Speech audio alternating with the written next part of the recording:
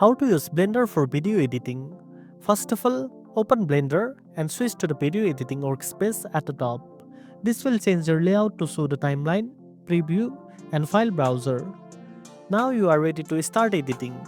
Next, go to the Add menu in the Sequence area and choose Movie to import your video clips. Navigate to your file, select it, and click Add Movie Strip.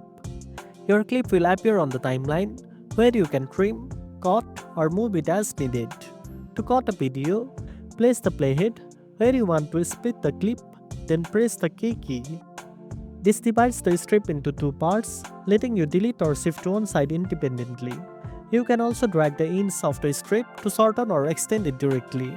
For adding music or audio, go to Add and choose Sound, then import your audio file. You can align it with your video and even adjust the volume by selecting the audio strip, opening the sidebar with the N key, and modifying the volume under modifiers. To apply transitions like crossfade between two clips, overlap them slightly on the same track. Right-click the overlap, then choose Fade. Once your editing is done, go to the Output Properties tab, set your resolution and frame rate, and choose an output folder. Under File Format, select FFmpeg Video, then expand the encoding section and choose your preferred container like MP4. Finally, click Render and then Render Animation.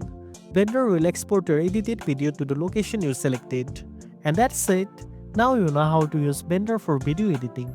If you found this video helpful, don't forget to like, share, and subscribe for more tech tips. Thanks for watching, and I'll see you in the next one.